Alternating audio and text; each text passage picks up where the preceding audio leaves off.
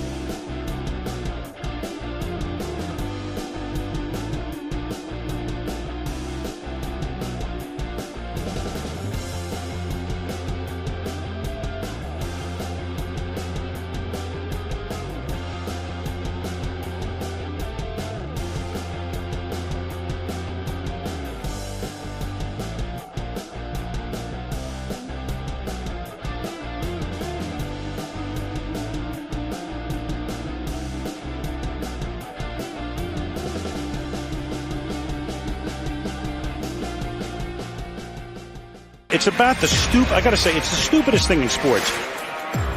Whoa, he has trouble with the snap, and the ball is free. It's picked up by Michigan State. Jalen Watts Jackson, and he scores on the last play of the game. Ground ball, right side. Cabrera will cut it off. Galarraga covers. He's out. No, he's safe. Phoenix has the foul, and a pinnacle foul throws it down. DeBrincat gets it back to Goss. He's bearing across now. Kane. Save Raymond. They score! Raymond! Big five. Johnson to throw it. It's caught by St. Brown for a first down. This is BS Sports. Well, good evening, boys and girls, children of all ages.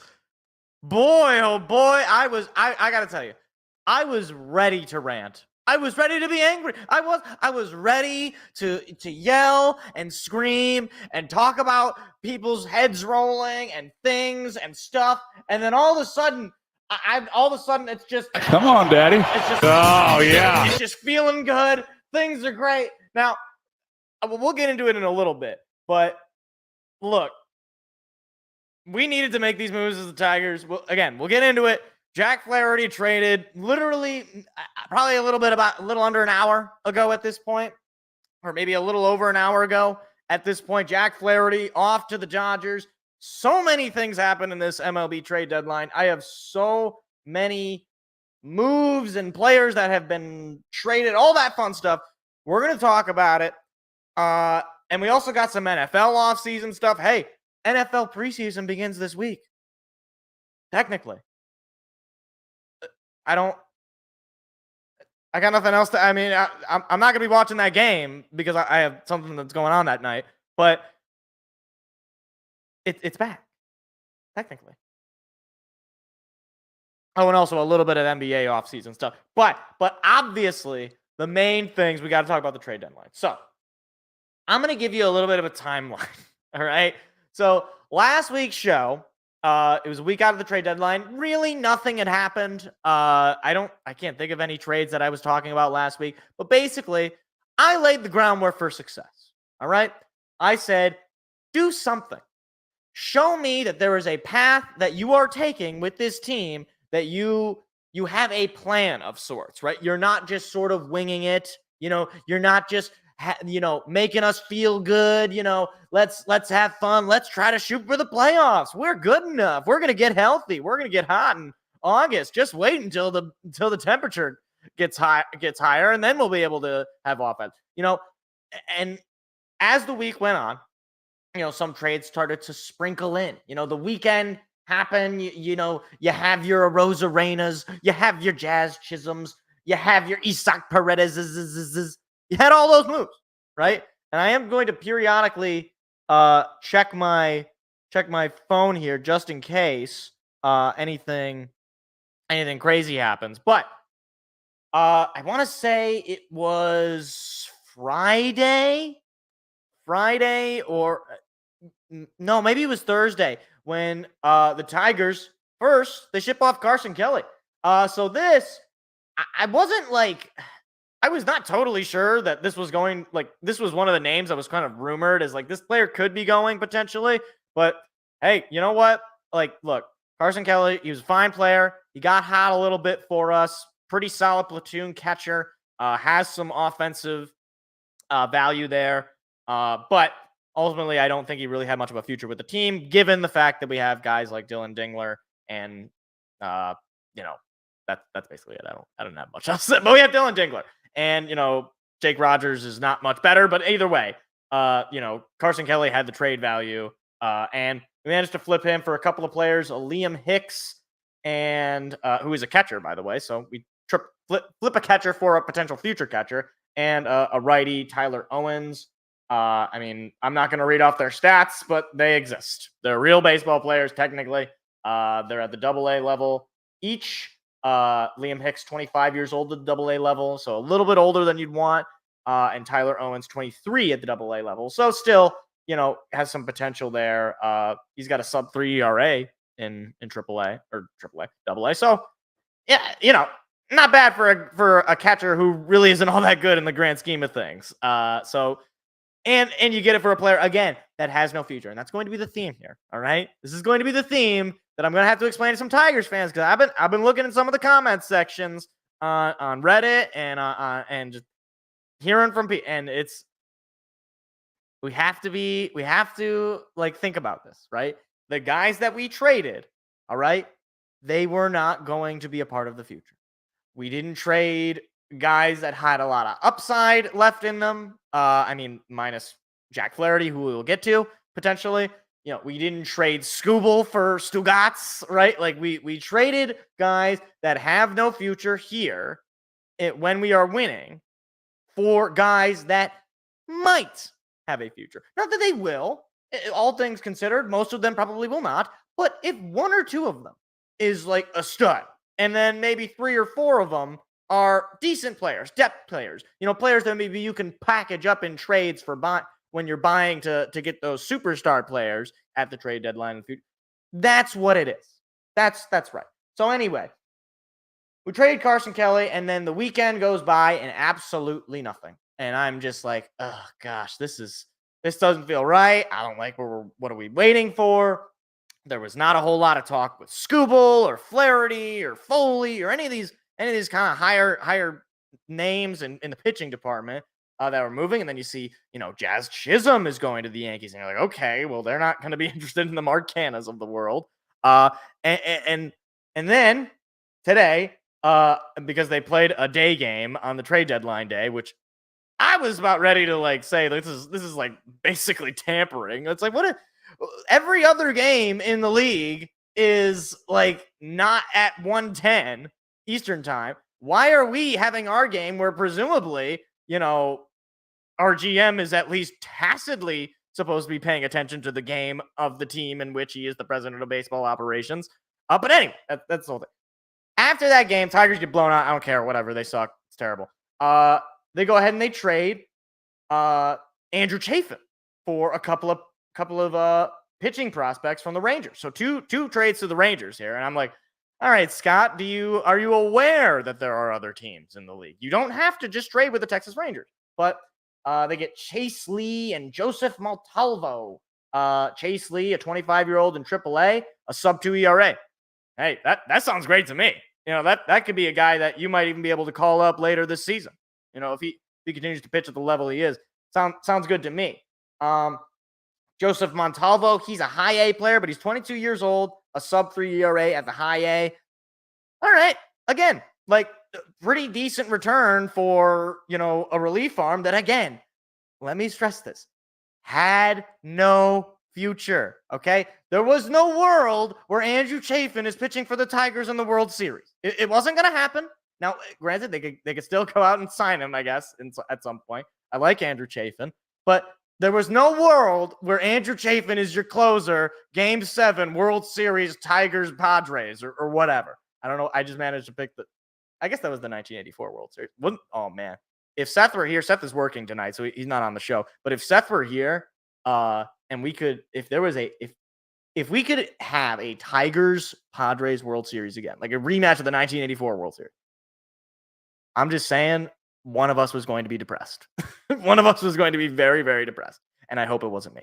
Anyway, just again, periodically. Okay, so the trade is complete with Jack Flaherty and the Dodgers. And this was the big move. This was the second to last move, was Jack Flaherty traded to the Dodgers for Thayron Lorenzo and Trey Sweeney. And this is the one that people are not happy about.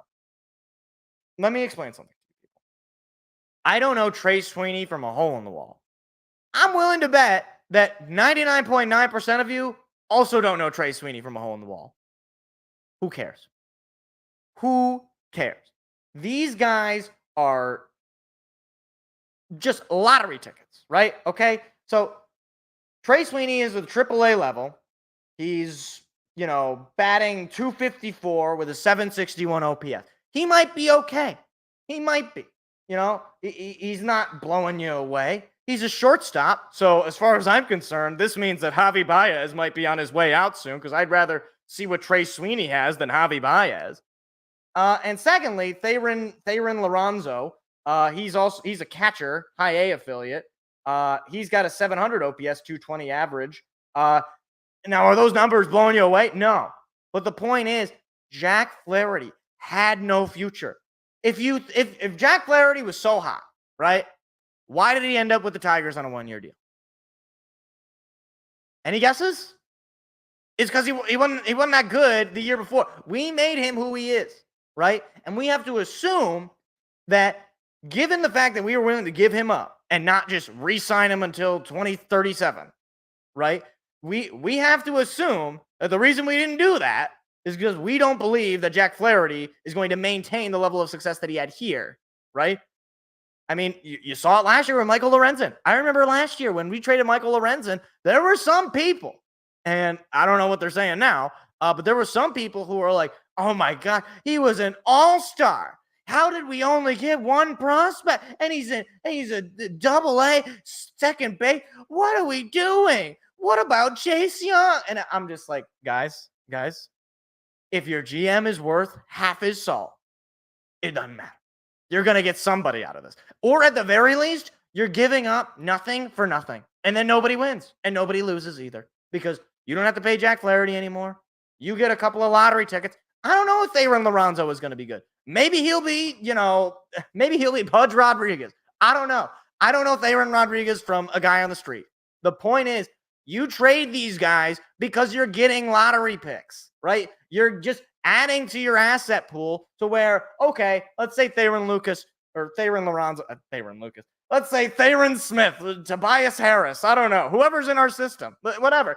And you can now use these guys as leverage in those future trades. If Thayron Lucas turns out he's in AAA, and let's just say, Dylan Dingler is legit. Dylan Dingler's Adley Rushman or Pudge Rodriguez. Pick famous good catcher. Dylan Dingler is that guy, right? You don't need Theron Lucas anymore. Or I keep saying Theron Lucas.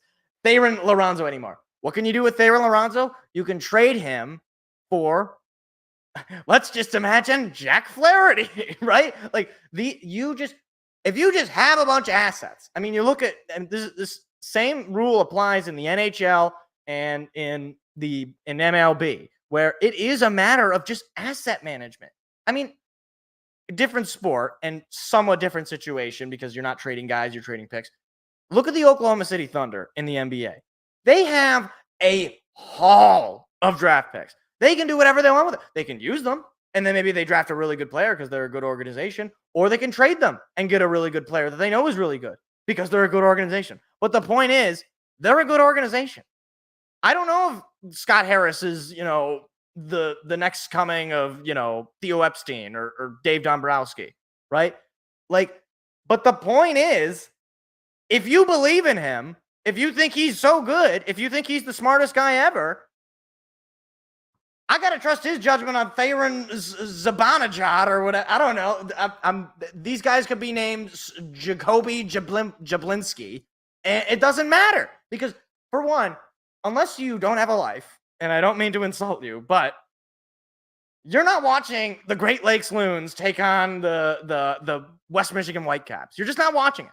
And if you are, get help. I mean, do something else. Read a book. There's no way you're sitting on a Saturday night and you're just like, you know what I got to watch? The Loons. If you can tell me what the name of the stadium is that the Great Lake Loons plays in, I don't know. I'll buy you a jersey. I actually have been to the stadium. I went there for a game. This is unrelated, but let me have this tangent here. I went there for a game, but it got rained out, so I didn't actually get to watch the game. Anyway, and also the Tigers traded Mark Canha. Again, they traded for Eric Silva, who is a young Double-A pitcher. He's got a 4.35 ERA, so it's not great, but he's 21 years old and he's in Double-A. Okay, again, Mark Canha had no future. He's 100 years old. I'm pretty sure he fought in the Civil War. Okay, like Mark Canha was not a part of the Tigers' future. So you trade Mark Canha, a guy that I didn't think was even remotely tradable, and you get, a potential depth piece in your pitching department. And again, the Tigers have shown time and time again they can develop pitching. So as far as I'm concerned, when we trade for these pitchers, we could really be getting some studs in the future. I mean, remember, this is back in Al Avila time, so sad days, but remember when we traded Daniel Norris for some kid named Reese Olson? I don't think, myself included, I was like, okay, whatever, nothing really substantial there. But Reese Olson now is a part of this future rotation potential. He's could be a potential stud, or at the very least, just a really solid starter in your rotation. Here's the thing. I want to keep stressing this. If the guys that we traded have no possible realistic future with us, then you trade them. Full stop. And Jack Flaherty, as much as I like Jack Flaherty this year, he was fun to watch pitch. He's really good. He really doesn't have a future, okay? At least not with us. He was on a 1-year deal. And again, you can still, if you really love him, if you think he's, the bee's knees, you can go out and re-sign him in free agency. That's fine. If he loves it here and he wanted to stay, then he'll be willing he'll be willing to take your offer, I would imagine, especially given the fact you revived his career. But, think of it this way, right? For all the people who will say, oh my gosh, that's it. That's all you got for Jack Flaherty. Look, if the Dodgers go out this year and they don't win the World Series and then Jack Flaherty walks, nobody is going to be talking about how they swindled the Tigers. You know why? Because what did they get? They got about half a year of Jack Flaherty and another loss in the postseason. Tigers, on the other hand, got a couple of lottery tickets. That might work out, or they might not. If we kept Jack Flaherty, we weren't going to make the playoffs. We were going to lose anyway, and he was going to walk. If we trade him, we get a couple of lottery tickets. Maybe they work, maybe they don't. But the point is, they're lottery tickets, right? If Theron Lorenzo is Pudge Rodriguez, nobody is going to care that the Dodgers had a cool little postseason run where they lose in the World Series, right? Or Jack Flaherty wins the NL Cy Young. I don't even know if that's possible. Actually, I've never thought about that. If you have a Cy Young season, but you get traded to the different league, do you win the Cy Young for the league you started in and played most of the time in, or the league that you ended up in? Has that ever happened? I'm actually curious. If anybody knows that this has happened, please leave it in the comment section because this is going to be clipped out, obviously. So let me know. It's actually curious. It would stand to reason that you would get the league that you are currently playing in, Cy Young, but I actually don't know. Anyway, all this is to say, the Tigers did what I asked them to do. They did something. And you might say, Mike, the standards are so low. You're asking for them to just do anything. Yes. Shut up, okay? Don't you damper. This is my World Series, okay? And in terms of pluses here, look, they keep Scooble. Scooble's a stud. He's probably the best pitcher in baseball, in my humble opinion. I think he is the best pitcher in baseball. So you keep him. You got a couple more years of team control. And those couple of years, I mean, look, if next offseason, they actually are serious and they go out and they get some of these names, they go out and they get some free agent bats. They insulate some of the youth that'll be coming in, like the Jace Youngs, like now the Dylan Dinglers. And, hey, like some of these guys that are, AAA prospects. I mean, like maybe the Trey Sweeneys of the world, right? Like, or whoever, right? Like, if they make the right moves in the offseason and they actually are a little bit more serious than they have been in terms of free agency and making some trades to bring in some guys, and they continue, and some of the youth continues to develop. The Riley Greens of the world, the Colt Keats of the world, the Wenzel Perez, the Justin Henry Moore. If you can continue to develop those guys and get them better and have them grow as hitters, this could turn out well for you. Like, again, if you just get a bunch of assets, chances are 2 or 3 of them are going to work out. And especially if you're a good GM and you can identify, hey, the Dodgers are doing. I like Trey Sweeney. I like what the Dodgers have not been utilizing him. They don't have space for him anyway. So let's go out. Let's get Trey Sweeney. Let's bring him into our development crew. We're gonna fix whatever problems he might have or whatever the problems the Dodgers might view for him, and do what we can. Like, look, if Trey Sweeney sucks, okay, fine, no skin off my back. Jack Flaherty had no future. That's again, and we'll end it. We'll end this bit here with that. Jack Flaherty, Mark Canha, Carson Kelly, Andrew Chafin, not a single one of them, not one, had a realistic future of being on this team when they were contenders. Not one. So, if you are upset about the return, I don't know what to tell you. If you are jumping up and down and saying that Trey Sweeney is Derek Jeter and, Tyler Owens is Mariano Rivera, I don't know if that's the case. Liam Hicks is Pudge Rodriguez. I don't know if any of those things are the case. But if one of them is one of those players, I really got no problem with this. If 2 of them are those players, then I feel super good. Like, if your success rate with prospects is you get one good guy, and by good, I mean like league player, like player that is on your team every day. If you get one of those for basically every trade you make, that sounds great to me. Because, look, again, nobody remembers you can go back and look at any famous trade. There is an inherent bias towards the team that is buying, especially at the deadline, because everybody thinks, and there's no disrespect to them, it makes sense. Everybody thinks that their team is going to be the best team, right? Dodgers fans probably think this is the greatest trade ever. Even Giants fans, maybe they think this is the greatest. I mean, maybe, I don't know what Giants fans are thinking because I don't know why they're buying. But Rangers fans probably feel super, well, they probably feel all right. They probably feel like, whatever. But Dodgers fans especially, they probably feel jacked and tanned. They probably feel like everything is great. Oh my gosh, the Tigers are so dumb. They let us take their second best pitcher for, Tobias Harris and a couple of bags of potato chips.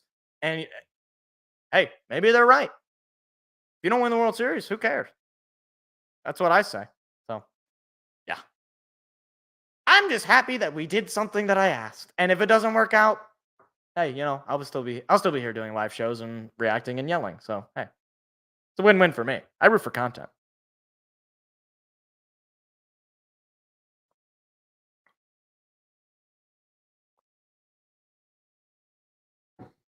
On a completely unrelated note, I just want to say the name Theron Lorenzo. I don't think I'm ever truly going to get that name right. I think I will just. He's gonna be like Kayvon Thibodeau at some points. He's gonna be Lupita Lorenzo. He's gonna be Francisco Pizarro, the Spanish the Spanish conquistador. He's gonna be every single person other than Theron Lorenzo. It's an A. I don't know what A sound it's supposed to make. He's from the Dominican Republic, so I don't. It's a Spanish name, at least the language. I mean, Dominican. I don't know him. Okay. Anyway. So, all right. So that's all the Tigers stuff. Now, obviously, I'm not going to break down literally every single trade because I am not insane. I wish I could explain to you every single trade and give you all this brilliant. I can't do that. You want to know why? I'm one human being, and I don't watch 60 hours of baseball every day. Some of us have to work for a living. So I'm just going to give you some of the general trade deadline news, what I think about it on a basic level as a, outside observer for some of these teams, and we'll have some fun with it. All right. So first thing I wrote down here, this is not a trade, but Mason Miller, I'll pray for you, brother. Like, that is, for those of you who are unaware, Mason Miller injures his hand. Well, initially the story is he injured himself on a medical table. We thought he punched it and he broke his hand or whatever, and now he's not getting traded, which obviously he ended up not getting traded. There was a little bit of clarification. Basically, he did not mean to slam his hand on the training table.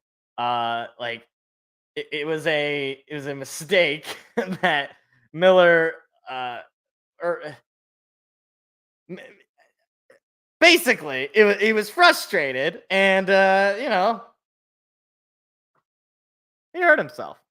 So Mason, I'm sorry to hear that, but well, you're staying in Oakland, which will soon be Sacramento, which will soon be Las Vegas, and probably soon will be in the bottom of the ocean.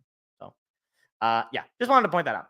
Secondly, here I've got Randy Arozarena to the Mariners. So Randy Arozarena, really sad guy in terms of his production this year. He has not been particularly good, but I always kind of liked him. And he goes to the Mariners. They need some offense. I suppose they figure he's a vet. He has some upside in that he's been a productive player. He's been an above league average hitter for most of his career, I'd say, and he's just sort of slowly falling apart here. I'd say it's probably a pretty good deal for the Mariners. The Rays made a lot of trades here, and they will probably end up winning most of those trades, to be fair. But hey, for the Mariners, they're trying to keep themselves in the playoff picture. I don't see a problem with this, really. One of the moves that I really like this for the Yankees, Jazz Chisholm going to the Yankees. I love Jazz Chisholm. I think he's a really fun player. Let me just take a look at his numbers this year. Jazz Chisholm this year, he's, not blowing you away, but he's an above league average player, but he's fun. That's what I like about him. He's fun. Batting .251. He's a 1.5 WAR player, 15 home runs, 105 OPS plus 745 OPS. Is he, Jose Ramirez? No, he's not, but he's a fun player. He's a personality. And you know what? The Yankees need a little bit of fun. They need a little bit of spunk. They need a little bit of that. I think a change of scenery is going to do really well for him. I mean, right now, he's played in just a couple of games, and he's been tearing it up. 333, batting average 1,000, slugging 1,400 OPS. Obviously, Very, very small sample size, but 10 plate appearances, he's immediately made a positive impact for the Yankees there. So good for him. Hope it works out for him. Sucks for Miami. They had to do a lot of selling this year. Really a shame. A team like Miami last year, they made the playoffs. And just a couple of years ago, they were in the playoffs in the shortened season. And I don't know. Something's just not right in the water there in Miami. Meanwhile, the Red Sox, they also made a trade for a bat. They bring in Danny Jansen from the Blue Jays. Danny Jansen, pretty solid, I want to say. I want to say he's had a pretty solid year. Little below league average in OPS plus, 94, 219 average. That's not very good. He's a depth guy. It's kind of buying, I guess, for the Red Sox. He's a name that I recognize. He's a vet. He's going to give you, he's never going to blow you away with a batting average. But he can show a little bit of pop. I mean, in 2023, he had a 114 OPS. He's just a few seasons removed from that. I think he could be a positive piece for the Red Sox. But yeah, thought it was all right. Thought it was an interesting move. Mets, though, they go and they get Jesse Winker. Jesse Winker from the Nationals. I don't know why. I was going to say the Wizards or one other Washington team. But Jesse Winker, really solid player. 130 OPS plus this year, 258 average, 2.2 WAR player, positive WAR player. I think this is a solid pickup for the Mets. Hey, the grimace Mets. That's what we have to call them at this point. They're making the moves. So good for the Mets. They go out and they get a solid bat, add to that offense. Yeah, the Mets might be making some noise here in the postseason, which would be pretty cool to see. Unless you hate the Mets. I don't know. If you don't like the Mets, then it wouldn't be cool to see it, I suppose. If you're like a Braves fan, it's probably not cool to see. Here's one that kind of probably went under the radar for a lot of people. The Cubs trade for Isaac Paredes. So obviously, I'm a Tigers fan. And Isaac Paredes and I have a very interesting relationship. There was a time in my life when Isaac was, kind of a little, I was like, I can't believe it. We got Austin Meadows for, Isaac. For Isaac. Who the heck is Isaac Paredes? Like, let me just pull up his time in Detroit. He was not very good. He batted 215 in Detroit, had a 65 OPS plus. He was bad. He's very bad. And then he goes to the Rays. He goes off. He all of a sudden becomes a stud. Now, granted, only a stud to those who are foolish. All right. I have been anti-Isaac Paredes for a very long time, and I feel good about this. Okay. He had his little all-star year. Whatever. I don't even care. All right. People voted for this guy for MVP. He is a hitter that if he's put in the right spot, sure, he can be a solid bat. But he's got one really good year. I mean, like 2022, if you want to call that a good year, okay, fine. 113 OPS plus, fine, whatever. But he batted 205 that year. I can't do it. I can't do that. If you want to be Kyle Schwarber, go away. I don't want to see you. But goes to the Cubs. I don't really know what the Cubs are thinking. I don't know why they're in the business of buying, but okay. Tigers legend, Isaac Paredes. Look at him go. And the Dodgers also pick up Ahmed Rosario. So obviously former Dodger going back to the Dodgers. Ahmed Rosario, really solid player. 307 batting average this year, 113 OPS. I think it's a really great pickup for the Dodgers in an already loaded lineup. At this point, post-trade deadline, I got to feel like the Dodgers are the World Series favorites. I know I was talking about them earlier in the show, but they go on. They made some moves here to get some really solid players. Now, his .5 WAR is a little surprising to me. He's not that impactful, I guess, in winning games, at least at his position. But he plays a variety of positions, so he kind of plays all over the place. But hey, he goes back to the Dodgers. He had a pretty solid stint with the Dodgers last year. Had a 709 OPS, little below in the power department, so you're not feeling too great about that. But a 256 average, you'll take that for sure. So the Dodgers feel like they like him, and again, the Rays, they probably won that trade. Again, it's the Rays. I don't know what they use some sort of like. I don't know if they got what's the thing and what's the thing in Lord of the Rings that Saruman looks at? The Palantir. They got a Palantir. They're talking to Saruman. I don't know what's going on. They do some nasty stuff over in Tampa Bay. Here's one that was kind of weird for me. Yusei Kikuchi goes to the Astros. But why though? But why though? I don't have much else to add. Yusei Kikuchi has not been good this year. He really has never been all that amazing. Like, he's an okay player, but like he'll eat over 100 innings every year. I'll give him that. He'll eat close to 150 or so, maybe 120 or so innings. I don't really get it. Like, I just don't. I mean, people were talking about they traded a lot to get him, so maybe they see something in Yusei. So, and they need pitching, obviously, given Justin Verlander is out of the picture. So, okay, all right. Good luck, Houston. Or don't have good luck. I don't really care. Frankie Montas goes to the Brew Crew. So I'm always a fan of when the Brewers trade for a pitcher, because that pitcher will inevitably somehow just become a Cy Young. They know what to do with pitching. They're like the Tigers of the National League, where they just get a pitcher and he just suddenly becomes Cy Young. Like, look, Frankie Montas this year has been terrible. 5.01 ERA, a 1.436 WHIP. Not great with the Reds.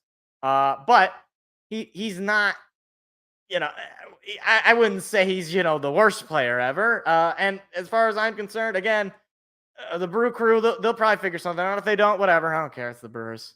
It's the Brewers. They're one of the, I want to say, no, the Mariners are the only team in baseball that have never been to the World Series. The Brewers have been, but they've never won. So weird. They've had so many like players, like Prince Fielder, now they got, Yelich and Contreras, I don't know. They never really feel real. That's just me though. Here's a move that I did like though. Jorge Soler going back to the Braves. So the reason I like this move, and this is not really any statistical reason, it is purely because when they traded for him last time, they won the World Series. So I don't know. Maybe they're just like, all right, what's his name? Ronald Acuna Jr. got hurt again. What did we do last time? We traded for Jorge Soler, World Series MVP. We won. Okay, fine. I mean, he's a solid player. 116 OPS plus, 240 average, 12 homer. Solid player. 1.1 WAR. He's a winning player. So hey, I'll take it. If I'm the Braves, solid pickup. Not Barry Bonds or anything like that. But hey, solid pickup. I think it's a good move. Move along here. We only got a few more I want to talk about. Josh Bell going to the D-backs. So this one I do like a lot. Again, Josh Bell, pretty, maybe on the lower end of his swing in terms of his career. He's currently a losing player with a negative WAR. But he's only 8 points below in OPS plus. And he's going to the D-backs, and the D-backs, as far as I'm concerned, they're taking a risk, right? Like they've had a very bad slump coming out of the World Series run last year. So yeah, take a risk. I don't know. It's Josh Bell. It's got to be, and also I believe they lost Christian Walker. He got hurt, so they had to make a move to replace him. And hey, this is a guy who at one point was a Silver Slugger, and it's not that far removed. Just a couple of years ago, he was a Silver Slugger with the Padres and the Nationals. So he's been on the move for a while now. But look, I do think he still has some baseball in him. Let's see, how old is he? He's 31 years old, so he's probably on the lower end of his career. Given he's just not an all-time great, but you could get some baseball out of him in the last couple of months. So I think it's a decent move for the Diamondbacks because, again, all you got to do is get in. Let's see. Trevor Rogers going to the Orioles. I think that's a really good move for them. Lefty pitcher. Again, the Marlins just fire sale, so they make the move. Trevor Rogers, though, really not a great year so far, but he's a lefty arm, and you'll take that. like if you're the Orioles, you need pitching, and look, he's got a 4.5 ERA, but in his career, he's a 4 WAR player. He's still pretty young as well. So he definitely could be entering into right now. He's going to be entering into his prime at age 26. So you could certainly make the case that they can make something work with him. So yeah, I think it's a solid pickup there for the Orioles. The Royals also go and get Paul DeJong. Paul DeJong from the White Sox, I believe. I think this was it's okay. Like Paul DeJong is fine.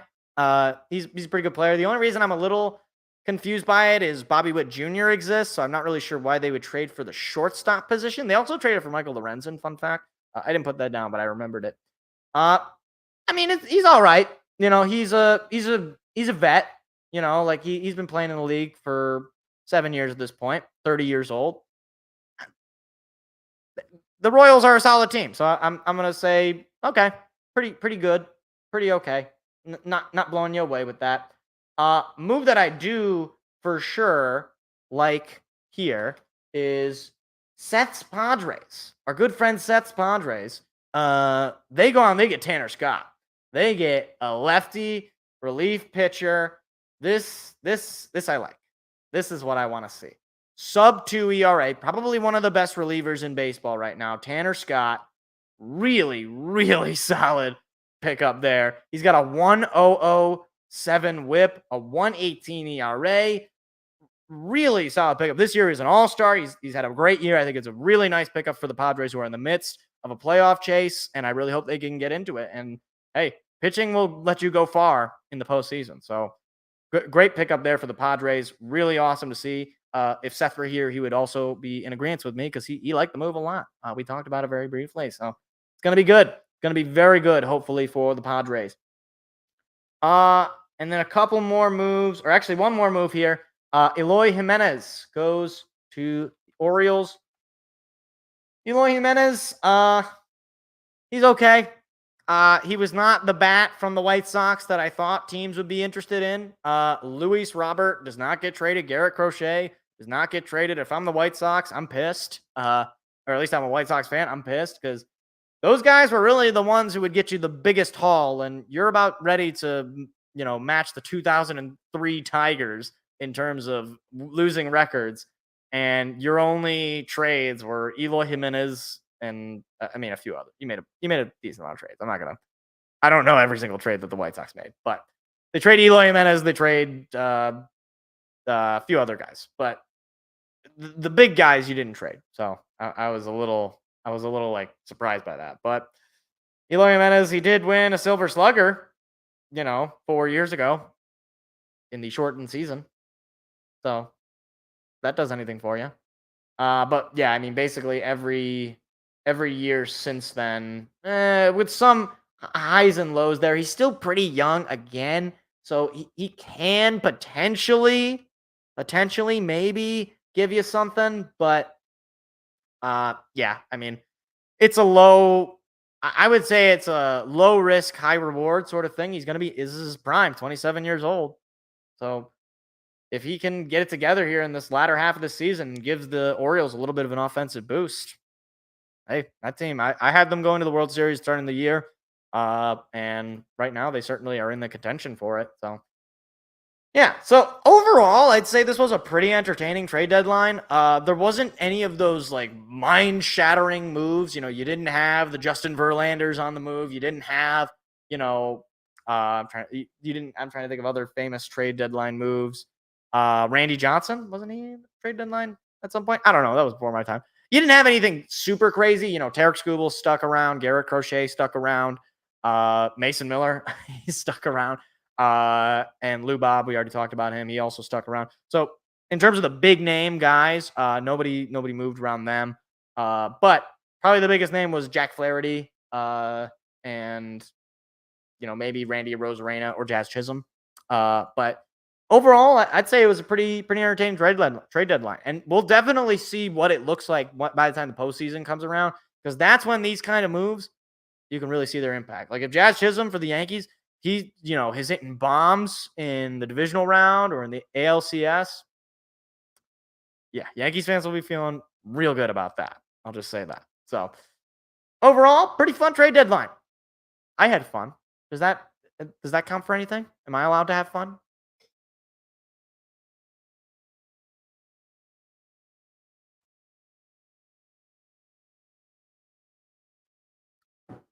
All right. All right. So we have a couple more segments here. One on the NFL and one on the NBA. We're going to start with the NBA here because that one's going to take much less time. Real quick, Coach Tibbs gets a contract extension with the Knicks. Look, he is going to be the coach for another 3 years at least, assuming they don't fire him. I think it's a good hire. I mean, like, it's funny. Like, he has consistently seemed to be ranked as like one of the most hated coaches by players, but yet the organization seems to they like him enough to give him a 3-year extension. And hey, he's brought the Knicks back to relevance as far as I'm concerned. So, look, I think it's a good move. I think he's a solid head coach. He does have that face about him of constant confusion, which I would personally get frustrated in just looking at him. But hey, man, he would be a hero in New York if he could bring the Knicks back to championship glory. So, and I think he certainly could. I mean, you saw it last year. Last year, the Knicks didn't have all those injuries. Could they have made a run there in the Eastern Conference Finals? I don't know. I mean, like, I really like what the Knicks are doing. They're a fun team, and I don't usually say that about these big market, New York, Boston, LA teams.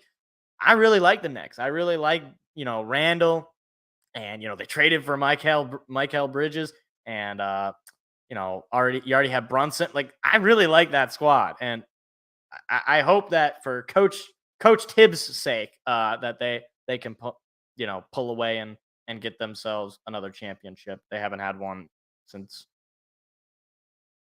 I don't know, who was president in the 70s? Jimmy Carter? Jimmy Carter, was he president? I don't know. Maybe. Now this story, this is something that's very personal to me. This is something that I have thought about for I've contemplated this. I've thought, is this even possible? Are we living in a fantasy world? Is this like the Matrix, right? Where like everything is a simulation and there's like a grand architect. I'm sorry, microphone. There's like a grand architect and he's putting all the pieces together and everything makes sense. Anyway, Killian Hayes is going to play basketball in the NBA for at least one more year. The New Jersey Brooklyn Nets signed Killian Hayes to a 1-year deal. Kids, boys and girls, let this be a lesson, all right? It doesn't matter how bad you are at something. You could be the worst ever. You could be, basically have no discernible skills. You too can be an NBA basketball player.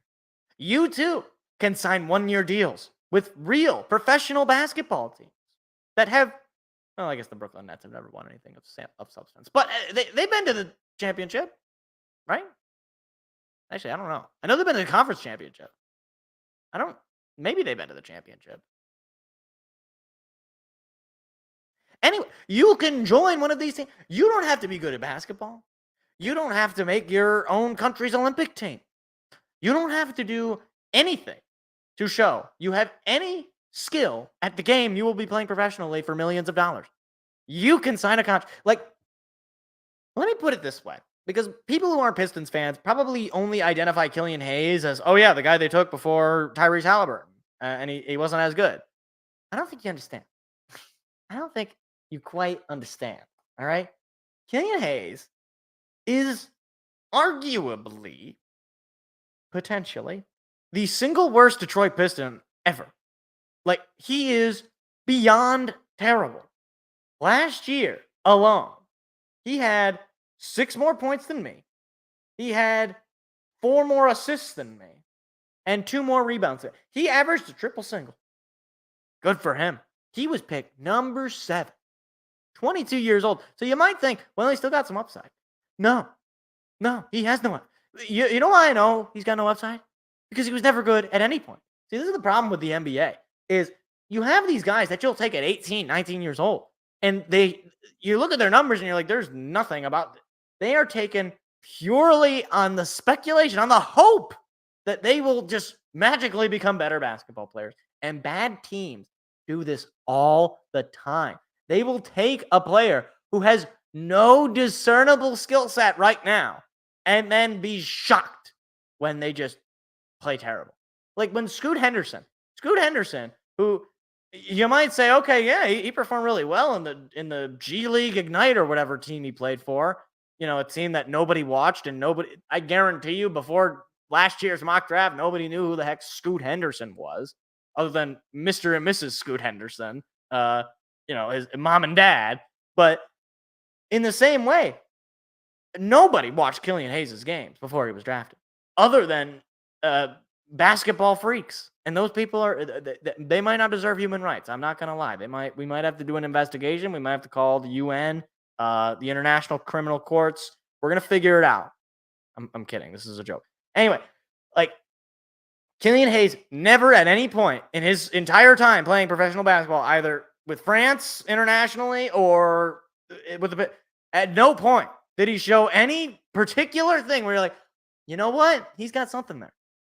Like I cannot think of anything. There was one point in his career not last year, 2 years ago, where he averaged 10 points. And that was the high. That was the moment where, like, hey, maybe we got something. Maybe we got a bench piece. Like, I genuinely do not know what he is good at or what any team could. What is his selling point? What is his agent saying to the Brooklyn? Hey, Brooklyn, look, I understand that 4 years of but come on, it's the Pistons. I mean, come on, they suck. They're bad. They're not good. Like, is that what the meaning is like? Is that the Pistons just suck? I mean, true, but like, he's a part of the suck, right? Like he is one of the reasons for the suck, if you will. One might even say the animating force of the suck is Killian Hayes. And yet he is going to the Brooklyn Nets and he's going to play for 1 year. And I'm going to be honest, and maybe this is me being mean. I don't even know if he'll finish the year. I don't even know. Like, nothing to me, like, you want to know how I really know that nobody in basketball truly, actually believes in Killian Hayes? At the trade deadline, we had the opportunity to take some calls on players. Pistons obviously were selling last trade deadline. We didn't get any offers. And we didn't opt to keep Killian Hayes. We just cut him. The worst team in basketball, run by the worst general manager in basketball, soon to be fired Troy Weaver, said, you know what, Killian? Off the ledge you go. Just push him away. Into like Kratos in that cutscene in God of War. Just jump off the mountain. That's how they felt about Killian Hayes. They just pushed him away because he's not good. You know, he was never good, and I don't know why he's signing. Or I know why he's signing. Please, I would sign with if the Brooklyn Nets called me and said, "Hey, Mike, we want a point guard." All right, sure, yeah, I'll play. That sounds like fun. I mean, I'm gonna be booed mercilessly. Can I play on the bench? I'll just hang out with Cam Johnson. You know, that sounds like fun. Who is on the Nets actually? Who's on the Brooklyn Nets roster? Let's see. Brooklyn Nets roster. Who would I want to hang out with if the Brooklyn Nets decided to sign me? 2024, 2025. Here we are. Okay. I can hang out with Ben Simmons. Actually, I don't know if I want to do that. Ben Simmons is a weirdo. Bojan Bogdanovic? Wait, is that our Bojan Bogdanovic? Oh.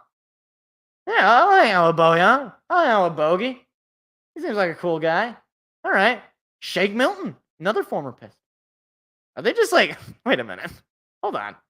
They got Killian Hayes. They got Bojan Bogdanovic. They got Shake Milton. Are they gonna sign like Stanley Johnson next? Is Sekou Doumbouya? Is he coming up for the Brooklyn Nets here soon? Is that like? Wow, this is a really bad team. Wow. Please pray for Brooklyn Nets fans, all 13 of them. They really need your prayers because watching basketball for them it's not good. Not good. Not good. Anyway, I got nothing else on that. I thought it was funny. Can I not laugh at things? Is that a crime to you people? I'm not allowed to have fun. Okay, my football team in college sucked. Okay, my basketball team sucks. My hockey team sucked. My baseball team sucked. All I had was the Lions all last year. Can I have fun? All right, I want to have fun. Anyway. All right. Speaking of the NFL, so I'm gonna focus a little bit. First, I'm gonna talk a little Lions, just because there was some news over the past week regarding the Lions with training camp, etc. A couple of injury news. So unfortunately, we'll start with that. Michael Badgley out for the season. So Jake Bates, you're up. You better be the savior. Michael Badgley out for the season. Really unfortunate stuff. I mean, he was okay, but he had a really important field goal in the playoffs against that Rams game. So he'll probably always go down as a Lions legend, for me at least. But fortunately out for the season, and you wonder what the rest of his career is going to look like, because he'll probably not play another game with the Lions. And then today, this came out. John Kaminsky out indefinitely, MCL tear in training camp. This is actually really unfortunate news. John Kaminsky, one of the, I'd say, somewhat centerpieces in the, not centerpieces in like he's like a star, but he was one of those kind of like glue guys, right? Like vet of the league. Lions trusted him. They re-signed him after 2022.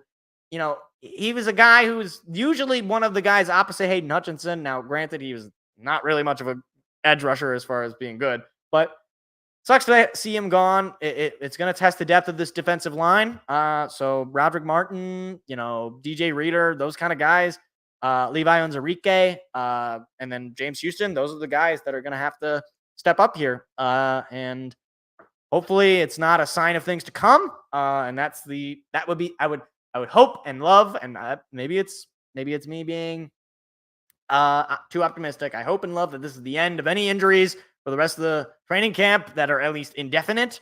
If you're going to get injured, I'd rather you get injured right now, because then you have some time to come back. Hopefully it's not anything serious, but either way. And good news, though, Lions extend Taylor Decker. So Taylor Decker, I believe he's the longest tenured Lion. He was drafted back in 2016. Really solid offensive lineman. And he gets extended on, I believe it was a 3-year deal. 3-year extension for the left tackle, Taylor Decker. Really solid player. Another glue guy, just the epitome of the Detroit Lions right now. Really like Taylor Decker. He holds that. He's one of the better offensive linemen right there. Obviously, he's not Penei Sewell. He's not Frank Ragnow, but he's one of the glue guys. He's one of the guys that he can rally the troops for sure. So I really like it. Love to see that Deck is going to be sticking around. One of the more underrated players, I'd say, on the offensive line in the grand scheme of things in general. So great stuff to see. All right. So I want to dedicate a little bit of time to this, maybe even make it its own segment here. So, okay. There was a couple of big name signings over this past week. Tua Tagovailoa gets his $212 million extension, 4 years. And then Jordan Love, highest paid quarterback ever, $220 million contract extension with a $75 million signing bonus. That is apparently the highest paid quarterback in NFL history, 4 years for Jordan Love. Now look, here's what I'm going to say. Are either of these contracts going to necessarily work out? I don't really know. Are these quote-unquote overpayments? I'm going to say this right now. When I hear somebody say that in a league in which there is, something of a salary cap or anything, like the most nails on a chalkboard thing to me is when I hear overpaying for someone. Like, you know what Jordan Love and Tua Tagovailoa's deal has to do? Why they get paid so much? It's cost of doing business. The quarterback is the most important position in all of sports. And guess what? Lions signed Jared Goff for a $200 million deal. And Tua Tagovailoa and Jordan Love, what are they? You think they're going to take, 100? No, not going to happen. They're going to want the next big contract. Now, there is something to say, and I think this is totally fair. There is something to say about, hey, we don't have those mid-level contracts anymore. You used to have Peyton Mannings and your Tom Brady's and your Dan Marinos of the world, and those guys would get paid the big bucks. And then you had your kind of middle-of-the-road guys, and they wouldn't get paid the big bucks, but they would get paid. Now we're seeing that that's kind of changing. Either way, to say it's an overpayment is to suggest that the market is just a fake thing. That the value of a quarterback is now just made up. No. Look, last week we did a whole clip on this. I don't know that Jordan Love should have gotten paid to begin with. But the fact is, if he was going to get paid and they decided on paying him, it was going to be the biggest contract ever because that's just the cost of doing business. It's the same thing with wide receivers. It's the same thing with offensive linemen. It's the same thing with edge rushers and with CBs and every position player, right? And, there are some positions that have gone down in value relatively. The absolute value, I think, is obviously higher because the league is making more money and inflation and all that. But relative, they have gone down. But the quarterback has never gone down. There's never been a time where the quarterback was paid a lot of money and then they lose that money. It's not going to happen. And furthermore, if Jordan Love is that good, right? If you wait to pay Jordan Love, right? Well, then the contract number is only going to go up, right? It's never going to go down, right? No matter what the situation is, because let's say he sucks, okay? Well, okay, yeah, you're paying him $220 million. He sucks. That's terrible, right? But if he sucks, I don't care if you're paying him $220 million or if you're paying him $2. I don't want him on my football team. So it doesn't matter. We're talking about millionaires, billionaires with a B, and how they spend their money. I don't care. If I want you to get the best players on the field at any given point, I don't care what money. I don't care how many zeros it takes to put on a player's contract for them to come play for you. You want them to come and play. Period. End of story. And also, look, Jordan Love's situation is more unique because he really only had about half a season worth of good football as a starter. So his might end up aging worse. And I'll be willing to say that I think that Tua's contract is probably going to end up looking better, just given the fact that as of right now, we know a little bit more about who Tua is, whereas with Jordan Love, was he the guy at the end of the season or was he the guy at the beginning of the season? Or was he the guy who threw the interception in the NFC divisional round? I don't know. I don't know any more than the next guy. Every year you have guys that come out. Is Jordan Love more? Let's see. Is Jordan Love more Brock Purdy or Trevor Lawrence? If he's more Trevor Lawrence, not going to be good. If he's more Brock Purdy or any one of these kind of guys that comes out of nowhere seemingly and goes off. And I know Jordan Love was a first round pick, but still. All that I want to say about this is that whenever you hear, this guy's and this was the same story when Jared Goff got paid and when Amon-Ra got paid and before then when Jalen Hurts got paid, when probably the only one where it didn't happen was Patrick Mahomes. But every single time, and this is across leagues. Okay, I remember when Jaylen Brown for the Celtics when he overpaid. He's not even the best player. Guys, it doesn't matter. It doesn't matter. It doesn't matter what you pay any of these individual guys. If they're on the team, it doesn't matter. It doesn't matter. Look, but people will say, "Oh, it's going to eat up your cap." You know what that is?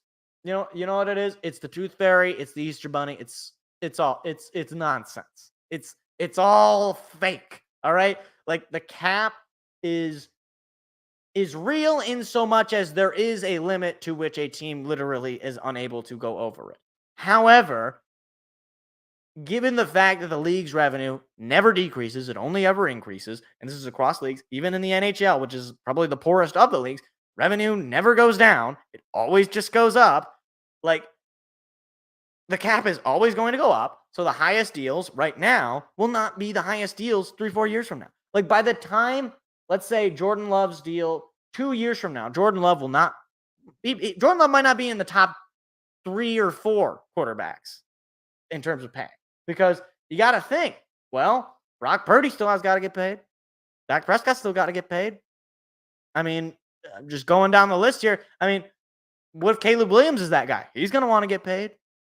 What about CJ Stroud? He's going to want his money soon. He's got to get paid. If Bryce Young manages to turn it around, he's going to want to get paid.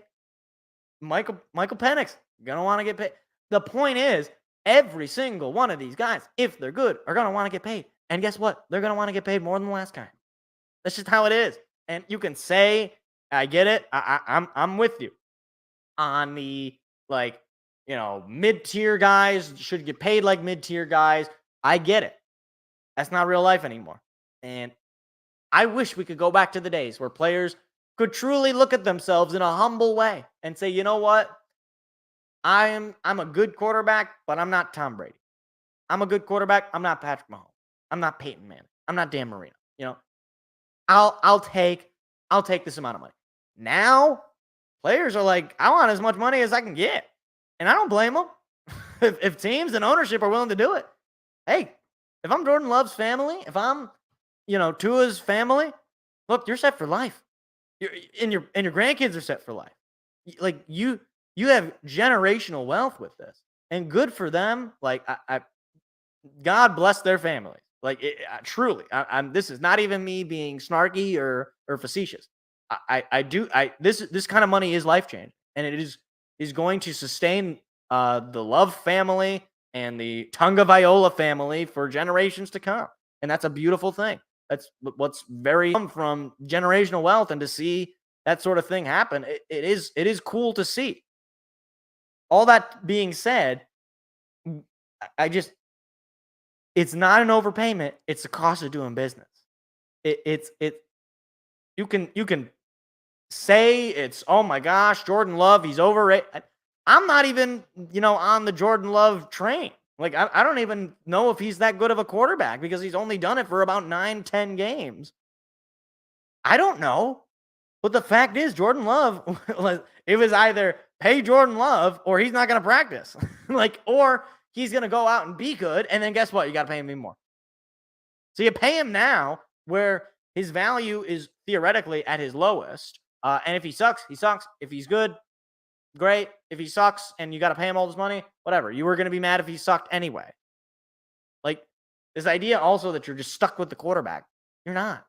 I mean, the Broncos got out of the Russell Wilson deal 2 years into it. It's really not that hard.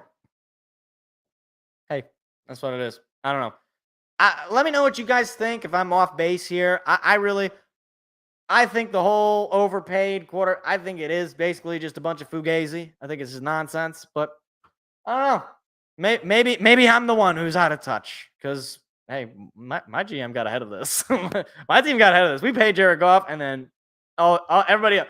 I think the guy who's really feeling good about it is Dak Prescott because he's just like, I got to get more than Jordan Love, Jerry.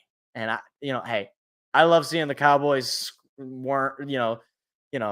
just try to wiggle their way out of this one. Because they're either not going to pay Dak or they're going to pay him like $1 bazillion and he's going to blow it in the playoffs like he always does because he's overrated and he stinks. Anyway, Cowboys hate has to. I'm sorry. Every time the Cowboys get mentioned, I just have to mock them and just throw garbage on them because they're a terrible organization and don't deserve respect. Anyway, that's all I got on that. So let me know what you guys think.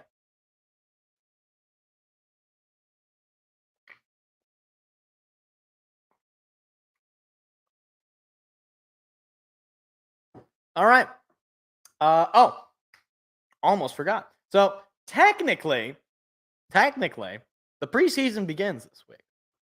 So for those of you who've been here for a while, which is to say a year, you know that every week we do the picks in the NFL. So this week is one game Chicago Bears taking on the Houston Texans. Now, I'm not going to do the music because it's the Hall of Fame game. And honestly, every time I watch it, I feel really dirty. Like, I feel like it's like watching like smut. It's like I can't look away, but I really don't want to watch this. Like, my internal desires are such that I'm so desperate that I will watch this. But I know that this is like, it's like eating McDonald's at 3 a.m. and knowing inevitably that you are not going to feel good. That's what watching the Hall of Fame is like. The Hall of Fame game is. It's eating McDonald's at 3 a.m. That that is all.